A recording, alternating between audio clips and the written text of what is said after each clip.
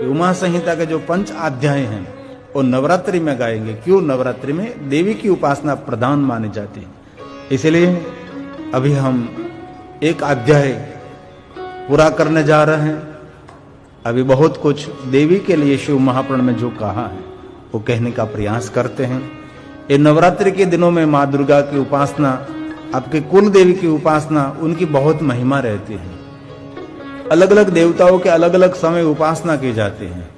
जो शिव महापुराण में हमने सुना था कि प्रथम मास हमारा कार्तिक मास, भगवान कार्तिकेय की पूजा की महिमा, स्कंद की पूजा की महिमा। आज लगभग नहीं है ही, स्कंद माता आज की देवी है, स्कंद माता।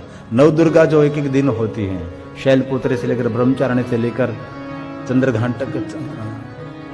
चंद्रघंटा से लेकर कुष्मांडा से लेकर ये अलग अलग देवियों की उपासना रहती है। तो कार्तिक मास में विशेष प्रकार से भगवान कार्तिकेय की पूजा, इसमें कार्तिकेय सोमवार, कार्तिक मास का सोमवार बहुत श्रेष्ठ माना जाता है। कार्तिकेय पूर्णिमा उनकी बहुत महिमा माने जाती है। एक महीना, एक तिथि ऐसी नहीं है जिन तिथि में, जिन मास में कोई देवी देवताओं की उपासना न हो। और 12 मास के नवरात्रि की भी महिमा माने जाती है। लेकिन गुजरात में विशेष करके आसो नवरात्रि की बहुत महिमा माने जाते हैं। पहले तो छोटे छोटे शहरी में, गली में गरबा रहते थे, गरबी स्थापित करते थे, चारों तरफ गरबा लेते थे। और ऐसे हमारी सांस्कृतिक अब धीरे धीरे रूप बदल गया। अभी भी इस साल थोड़ा थोड़ा दिखाई देता है, जिनको गरबी कहते हैं, जिनको ओरिजिनल नवरात्रि कहते हैं, अभी धीरे धीरे दर्शन हो रहा है। लेकिन ये परिवर्तन जरूरी है, समय समय पर सब कुछ परिवर्तन रहता है, इसमें कोई बड़ी बात नहीं है। तो नवरात्रि के दिनों में माँ जगदम्बा की उपासना के लिए देवियों की महिमा श्रेष्ठ माने जाते हैं। तो हम आपके समक्ष शिव महापुराण आधारित जो देवी की कथा है वो कहने का प्रयास करते हैं। जो भगवान वेद व्यास रचित हैं, उमा संहिता आधारित हैं, सुंदर सुंदर कथा है। लेकिन मेरे जजमान श्रीयों के लिए आज कथा का पहला दिन है, तो उनकी तरफ से शिव महापुराण भगवान को हम प्रणाम कर लेंगे। क्योंकि हमारा एक क्रम रहता है। अभी जो आप देखते हैं टेलीविजन में, वो प्राचीन जो गुजरात की जो नवरात्रि कहते ऐसे होती, अभी भी हो रही है। ऐसे अलग अलग रास, गरबा, हरिभाई, ये जब वेस्टर्न थोड़ा सा दिखाई नहीं देता था, तब ये हमारे भारत की एक संस्कृति थी। अभी भी ये बहुत सारी हरिफाई, हमारे सारकुंडला में भी बहुत अलग अलग मंडली आते थे, मंडली से हरिफाई बनते थे। किनकी नवरात्रि गरबा अच्छा है, ये बहुत बड़ी भारत की संस्कृति है। 9 दिन के लिए लगातार माँ देवी की उपासना रहते हैं। तो आप सभी जानते हैं कि आज हमारे जजमान श्रीयों के लिए पहला दिन है।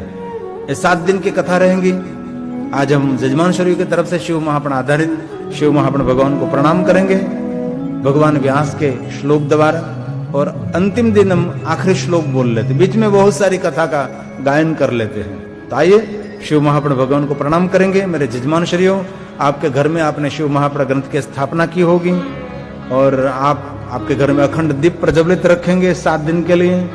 और हम आपकी तरफ से शिव महापुराण ग्रंथ का पूजन करेंगे। आप भी आपके घर में शिव महापुराण ग्रंथ है तो उसका भी आप पूजन करें, अखंड दीप प्रज्वलित करें। टेलीविजन के माध्यम से अथवा गिरिबापू ऑफिशियल यूट्यूब चैनल के माध्यम से आप कथा सुने। हम दिल से यहाँ से आपको याद करके शिव महापुराण कथा का गायन करेंगे।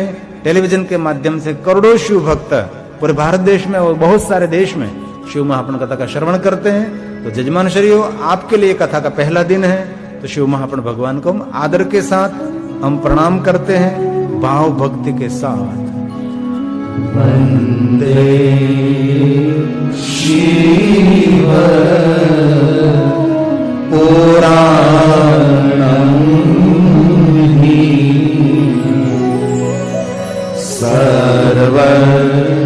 सर्वदाहं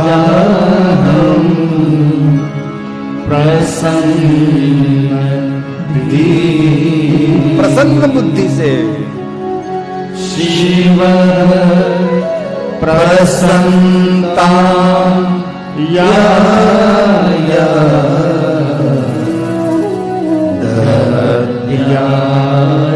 स्व पदयो रति ध्यान स्वलयो रति। प्रसन्न बुद्धि से, प्रसन्नता पूर्वक आपके चरणों में प्रेम समर्पित करते हुए, हे महादेव, आपका वांगमय स्वरूप शिव महापण भगवान को हम प्रणाम करते हैं। ये भगवान व्यास जी के शब्द हैं और शिव महापण में भगवान ने कहा है कि जो कोई मनुष्य शिव महापण ग्रंथ की पूजा करते हैं, दिने दिने अश्वमेधस्य, उनको अश्वमेध यज्ञ का फल मिलता है। रोज रोज शिव महापण ग्रंथ का पूजन करें। ये न हो सके तो शिव महापण भगवान को प्रणाम करें। नमस्कार दूरतः, दूर से शिव महापण भगवान को प्रणाम करें तो भुवन के विश्व के सभी देवी देवताओं का पूजन अर्चन का फल मिलता है। और मनुष्य जो भाग्यवान होगा, श्लोकम श्लोकार्ध शिव महापण का आधे श्लोक का पाठ करें, सपापा नमुच्यते क्षणात्, वो मनुष्य एक क्षण में जीवन के सभी पापों में से मुक्त होगा। ये शिव महापण की महिमा है। जो कोई मनुष्य संपूर्ण शिव महापण ग्रंथ का पारण करेंगे, पाठ करेंगे, स जीवन मुक्त उच्चते, वो मनुष्य जीवित होते हुए भी वो मुक्त बन जाता है। इसलिए मुक्ति का साधन है शिव महापुराण। जीव को शिव तक पहुंचाने का ग्रंथ है शिव महापुराण। अद्भुत अलौकिक ज्ञान विज्ञान से भरा हुआ रस और रहस्य से भरा हुआ, विधि विधान पूजा अर्चन दर्शन से भरा हुआ एक ग्रंथ शिव महापुराण है। भगवान महादेव का वांगमय स्वरूप है, अलौकिक महिमा है। लेकिन सभी कथा 9 दिन में हम कह नहीं सकते, इसलिए जो लोग भोग्य कथा कहकर हम कथा को विराम कर देते हैं। अभी 9 दिन की कथा शुरू होगी तो इसमें शिव महापण में जो लोग भोग्य हैं वो तो कथा गाएंगे, क्योंकि इनमें सत्य प्रागट्य कराना, इनमें शिव पार्वती का विवाह कराना, इसलिए एक कथा का थोड़ा सा रूट बन जाता है।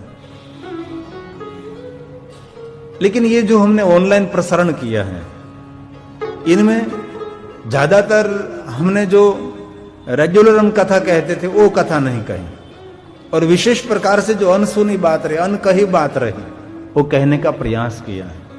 ये भी हम पहली बार गा रहे हैं। जो उमा संहिता आधारित जो 5 अध्याय देवी की उत्पत्ति के लिए कहा है।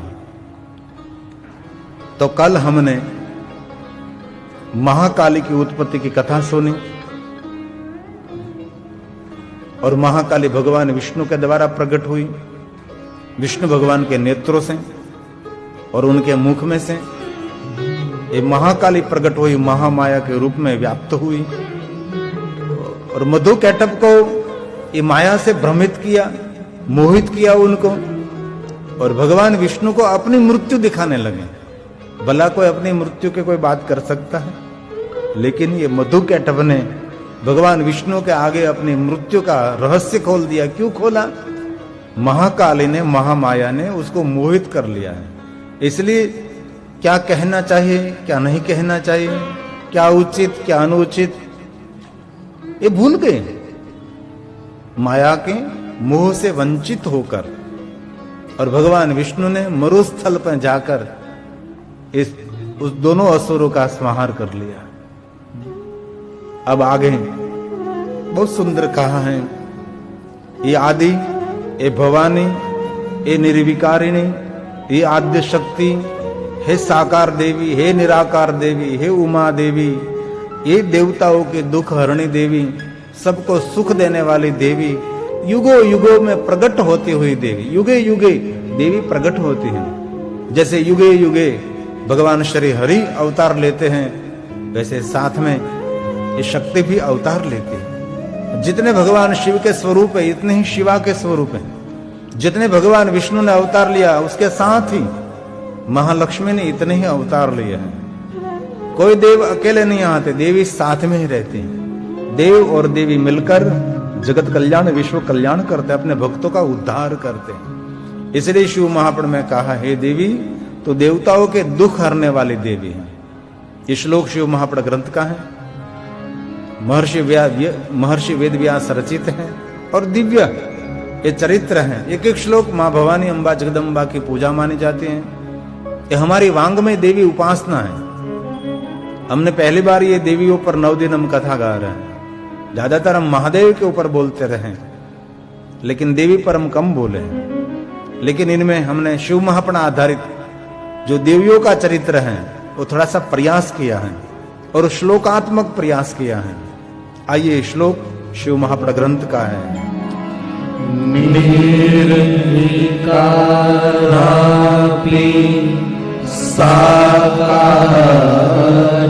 निर्विकार होते हुई, निराकार होते हुई साकार रूप में प्रकट होने वाले हे निराकारणी देवी।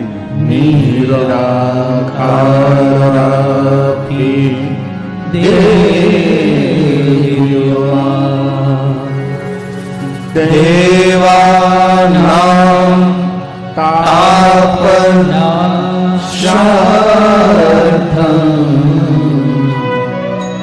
प्रादुरास्य युगे युगे। देवताओं के दुख हरने के लिए प्रादुर्भाव होता है। युगे देवता नाम तापनाशार्थ, ताप और संताप और दुख में से मुक्त करने के लिए हे देवी आप युगे युगे प्रकट रहती हैं। प्रादुर्भाव मतलब प्रागट्य। देवी देवताओं का जन्म नहीं होता, उसका प्रागट्य होता है, उसका अवतरण होता है। मनुष्य की तरह वो जन्म नहीं लेता, वो प्रकट होता है। जन्म जीवात्मा लेते हैं। देवी स्कंदमात्राय नमः। हे शैलपुत्री, हे ब्रह्मचारिणी, हे चंद्रघंटा, हे कुष्मांडा, हे स्कंदमाता,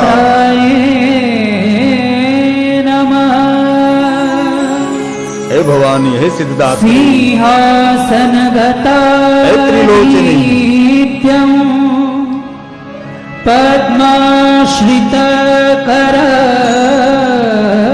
पद्माश्रितकरद्वया, हे आदिशक्ति, हे महादेव, शुभदास्तु सदा देवी। स्कंदमाता यशस्विनी, स्कंदमाता यशस्विनी। हे कौमारी देवी, हे आद्री देवी, हे विष्णु देवी, हे चामुंडा देवी, हे वाराही देवी, हे माया देवी, हे महामाया, हे कपालिनी, हे कालिनी, माया कुंडलिनी, हे भाललोचनी, मधुमती, हे त्रिनेत्रनी, काली कलामालिनी,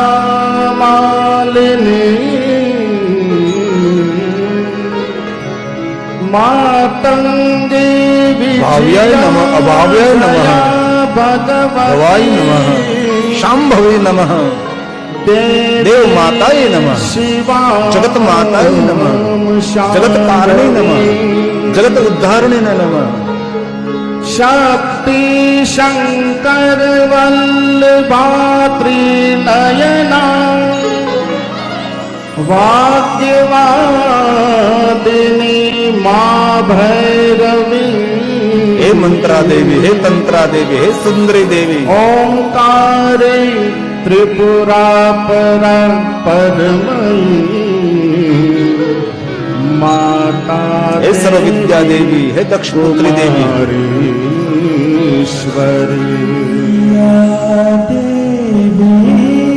हे सुर सुंदरी देवी नमस्कार करते। हे ब्रह्मचारिणी देवी, हे वैष्णवी, सर्वभूतेषु आदि देवी, चित्रूपा देवी, बुद्धि देवी, मति देवी, चित्त देवी,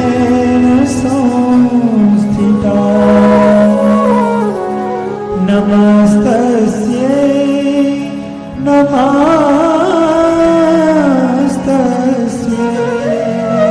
हे जया देवी, हे विजया देवी, हे दुर्गा देवी, हे शूलपाणी, हे त्रिशूल धारिणी, हे पिनाक धारिणी, हे चित्रा देवी हम प्रणाम करते हैं आपको। जितने देव के रूप है इतने देवी के रूप है, जितने महादेव के रूप इतने महादेवी के रूप है। शक्ति के बिना कोई देव नहीं है। इसलिए शिव महापुराण में कहा है, विश्व के सभी देवताओं को दुख हरने के लिए युगे युगे माता आपका प्रादुर्भाव होता है, युगे युगे आप प्रकट रहती हैं, हम आपको प्रणाम करते हैं। भगवान विष्णु के कर्ण में से मैल में से मधुकैटभ और महामाया ने उसको मोहित करके विष्णु के द्वारा उनका अंत किया और ब्रह्मा जी की रक्षा हुई। जितने असुर आए उसने देवताओं को दुख दिया है और असुर इतने बलवान होते हैं, उनके पास सक्रिय असुरी शक्ति रहती है। असंख्य कथा है कि देवता पराजित हुए, देवताओं को स्वर्ग में से निकाल दिया, इंद्र को इंद्रपुरी में से निकाल दिया और पहाड़ों के कंदरा में देवता रहने लगे। मनुष्य बनकर धरती पर आकर मनुष्य के साथ रहने लगे। इतना असुरों का आक्रमण रहता है और ये कलयुग भी असुर रहित नहीं है। पहले के असुर तो पहचाने जाते थे, लेकिन अभी जो असुर है उनको पहचानना भी बहुत कठिन माना जाता है।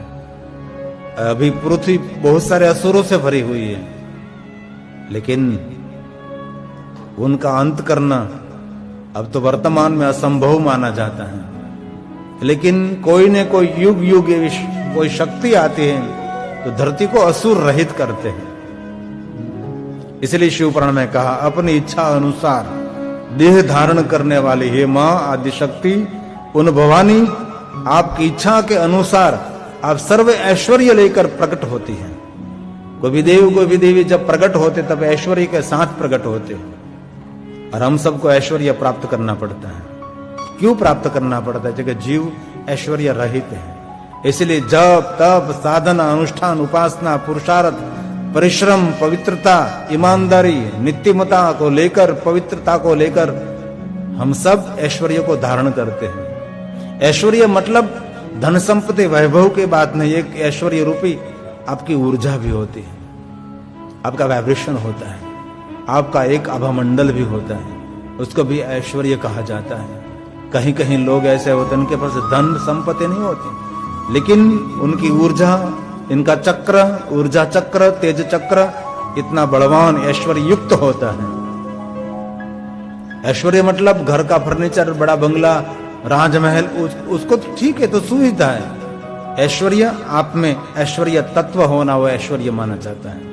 ये ऐश्वर्य की बात मानी जाती है। और वे भी भक्तों के गुणगान करने के लिए अद्भुत लीला करती है मां। तो क्योंकि आप लीला करते, आपके लीला कथा का गान करके भक्तों अपना मंगल करते हैं। आप भक्तों के लिए शरीर धारण करती हैं। भक्तों का हित और भक्तों का कल्याण करने के लिए मां अलग अलग रूप में तो पधारती है, अलग अलग अद्भुत अद्भुत लीला करती हैं। आपके भक्तों के मंगल के लिए, आपके भक्तों के सुख के लिए आप निरंतर मां हे देवी आप जागृत रहती हैं। पहले भी कहा और दूसरी बार मैं दोहराता हूं, जितने महादेव भोले भाले देवे इतने ही महादेव जी भोले भाले है। महादेवी जो महादेव के गुण है वही महादेवी में गुण माने जाते हैं। इनमें थोड़ा सा भी कोई डिफरेंट नहीं, दोनों एक है। वो निराकार थे निराकार नहीं है, वो साकार है तो साकार ही है। एक ही स्वरूप है दोनों का। इसलिए देव और देवी की उपासना, शिव और शिवा की उपासना, शंकर और शंकरी की उपासना, महेश्वर महेश्वरी की उपासना, सनातन और सनातनी की उपासना, भव और भवानी की उपासना है, काल और काली की उपासना। हमारी परंपरा देव और देवी की उपासना है। पुरुष और प्रकृति से जगत चलता है, हम सब उनके संतान हैं। आदि शिव आद्य शक्ति। अब देखना कोई भी देवी देवताओं की आरती, देवी की कोई भी जगह पर आरती उतरती, इसमें आद्य शक्ति ही ज्यादातर आरती हम गाते हैं, जो आदि है। और शिव को आदि देव कहा है, आद्य शक्ति को आदि देवी कही है। इसलिए शिव महापुराण में, उमा संहिता में 45वें अध्याय में ये देवी की प्रथम अवतार जो काली अवतार की कथा माने जाते हैं। काली देवी कैसे प्रकट हुई? तो शिव महापुराण कहता है कि विष्णु के नेत्रों में से प्रकट हुई और विष्णु भगवान के मुख में से प्रकट हुई और ब्रह्मा के सामने अदृश्य हो गई और माया के रूप में कार्यरत हो गई और दोनों असुरों को मोहित करके भगवान विष्णु को देवी ने जगाया और विष्णु जी जागे और चक्र के द्वारा दोनों असुरों का अंत कर दिया और ब्रह्मा जी शांत हो गए। और ये भगवान व्यास जी ने गाया है। और ये श्लोक जो मेघा ऋषि हैं, मेघा ऋषि की बहुत सारी महिमा है। जब ब्रह्मा जी सृष्टि का सर्जन करते थे ना, तब उनके अंग में से संध्या नाम की पुत्री प्रकट की और साथ में कामदेव को प्रकट किया। और कामदेव को ब्रह्मा जी ने बहुत सारा सामर्थ्य दिया। तो कामदेव के मन में हुआ कितना मुझे सामर्थ्य मिला है, ये सामर्थ्य सत्य है असत्य है, मैं किनके पर प्रयोग करूं? कामदेव ने स्वयं ने जहां से शक्ति मिली थी उन पर ही प्रयोग कर दिया। ब्रह्मा जी पर प्रयोग किया कामदेव ने। तो ब्रह्मा जी कामी हो गए, मोहित हो गए और उनकी पुत्री स्वयं की पुत्री संध्या के पीछे पड़े। ऐसे भी पुराणों में कथा है। तो संध्या भागती हुई, ये मेघा ऋषि यज्ञ कर रहे थे, यज्ञ कुंड में जलकर अंत कर लिया उसने। और अरुंधति हुई, उनकी भी एक बहुत सारी महिमा मानी जाती है। ये मेघा ऋषि हैं, ज्ञानी तपस्वी पावन पवित्र, जिनके आश्रम में कोई किसी की हिंसा नहीं करता था। शेर बैठा है तो कोई, जो हिरन बैठा था उसको मारता नहीं था। ऐसा एक शांति प्रिय आश्रम था और शांति का खजाना भरा हुआ आश्रम। लेकिन ये राजा सूरत और ये वैश्य समाधि दोनों अशांत हैं। इसलिए मेघा ऋषि उनकी अशांति का कारण दिखा रहे हैं। क्या अशांति का कारण है? तो कि दोनों माया से मोहित हैं, इसलिए अशांत हैं। इस श्लोक मेघा ऋषि ने कहा है, आपकी इच्छा अनुसार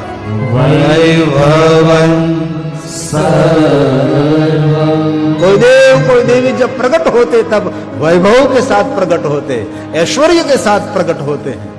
अरे शिव पुराण में कहा, कोई महादेव का परम भक्त हो, वो जो मुक्त आत्मा है, वो जन्म लेता है तो भी ऐश्वर्य के साथ वो जन्म लेता है। बिना पढ़े ब्रह्म विद्या पावे, ऐसा शिव भक्त मुक्त आत्मा धरती पर प्रकट होते हैं। बिना पढ़े सब कुछ उन पास रहता है। ये मुक्त आत्माओं का लक्षण माना जाता है। इसलिए कहा, आपकी इच्छा अनुसार वैभव से प्रकट होने वाली ये देवी है। वैभवं सर्वं तस्या देह ग्रहसुता लीलया सापि भक्तों के मंगल के लिए मां तू लीला करती है। गुण वर्ण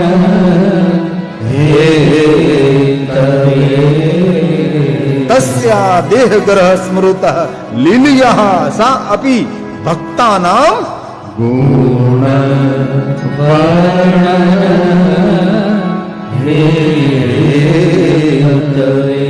आपके भक्त आपका गुणगान गा सके, इसलिए मां तो अलग अलग रूप में प्रकट हो रही है। भक्तों के हित के लिए, भक्तों के मंगल के लिए, भक्तों के सुख के लिए। हे मां अम्बा जगदम्बा पराम्बा, तो असंख्य रूप से मां प्रकट होती रहती है। असंख्य स्वरूप में मां जगदम्बा प्रकट हुई है। और मैं गौरव से कह सकता हूं, इस विश्व में वो धरती पर जो कार्य देवता न कर सके, ऐसे कार्य देवियों ने किया है। और ये भी कहा है, हर नारी देवी का प्रतीक माना जाता है। नारी तो नारायणी कहते हैं। जाति ज्ञाति वर्ण भेद हमारे भारत में नहीं है, वो तो हमारी एक व्यवस्था है। विचारों से जो ऊंचा है वो श्रेष्ठ मनुष्य है, जो विचारों से नीचा है वो निम्न कोटि का है। चाहे कोई भी कुल में जिनका जन्म हुआ है, लेकिन व्यक्ति ऊंचाई से नहीं अपने ऊंचे विचारों से श्रेष्ठ बन सकता है। कुल ज्ञाति ये तो हमारी एक व्यवस्था मानी जाती है।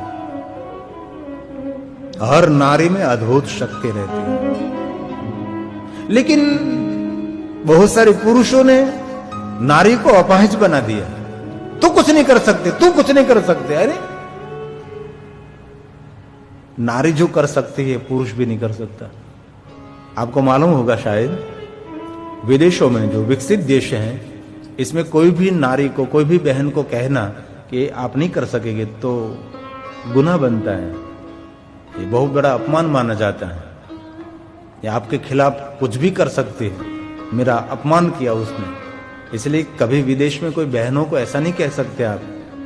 गुजराती में बोलो तो એવું ન કહી શકે કે તમે આ નહીં કરી શકો એમ, તો મોટો અનાદર કહેવાય બહેનોને. અનાય તો આપણે દિવસમાં કેટલી વાર સાંભળવા મળે, તને ન ખબર પડે, તું ન કરી શકે. कदम कदम पर नारी का अनादर.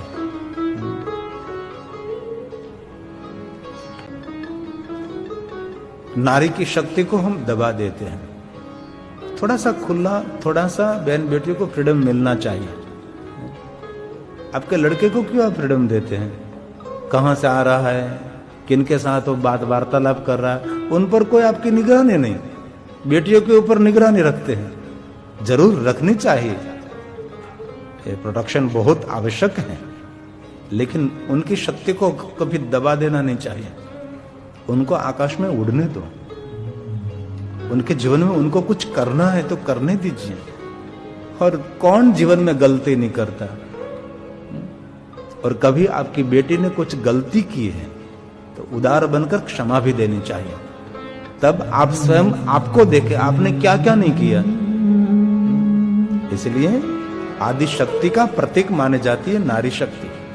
सृष्टि नहीं नारी बिना, ये बात है. यही जगत हे ब्रह्मचारिणी, हे आदि शक्ति, हे विनाशिनी, हे नारी के हर रूप में, नारी के हर रूप में महिमा बड़ी अपार. जिस घर में होता नहीं नारी का सम्मान, हे चंद्रमौलिनी देवी, देवी पूजन व्यर्थ है. हे तपस्विनी, व्यर्थ हे कुमारिनी, हे कन्याकुमारी. लक्ष्मी दुर्गा शारदा, हे देवी, सब नारी के रूप. लक्ष्मी दुर्गा शारदा सब नारी के रूप. देवी सी गरिमा मिले, देवी सी गरिमा मिले नारी जन्मनु, नारी जन्म. हे बुद्धिदात्रिणी, हे नित्यायिनी, हे ज्ञान माता, हे आद्य शक्ति, मैं आपको प्रणाम करता हूं. तो शिव महापुराण अंतर्गत उमा संहिता में 45वां अध्याय महाकाली की उत्पत्ति के नाम से पहचाना जाता है. अद्भुत अलौकिक जिनकी उत्पत्ति हुई है. बहुत संक्षेप में कथा है. देवी पुराण में विस्तार से हो सकती है, शिव महापुराण में संक्षिप्त माना जाता है. और 46 अध्याय 46वें अध्याय में हम प्रवेश करते हैं और मेघा ऋषि राजन का संबोधन करते. क्योंकि आश्रम में कथा हो रही है, 2 श्रोता हैं और मेघा ऋषि भगवान की कथा का गायन करते हैं और अलग अलग देवियों के जन्म और प्रागट्य अवतरण की कथा का गायन करते हैं. इसका अध्याय का हम प्रारंभ करें. इससे पहले नवरात्रि चल रही हैं, तो थोड़ी मिनटों के लिए हमारे गुजरात की परंपरा, गुजरात की संस्कृति, जिनको हम रास भी कहते हैं और गरबा भी कहते हैं, रास कृष्ण का और माता का गर्भा होता है। बहन लेती है तो गर्भा, पुरुष लेते तो गर्भी। भाव से और आदर के साथ, भाव से और आदर के साथ।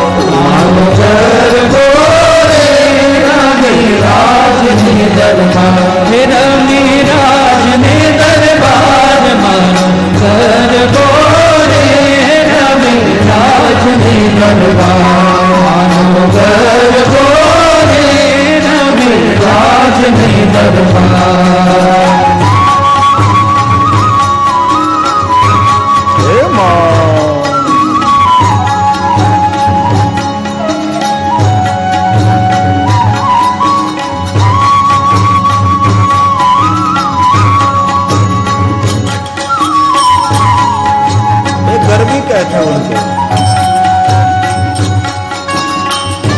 ये प्राचीन परंपरा।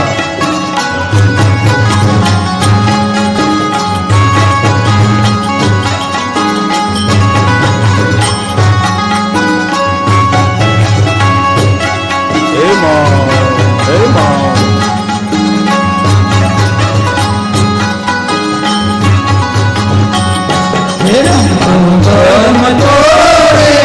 आयो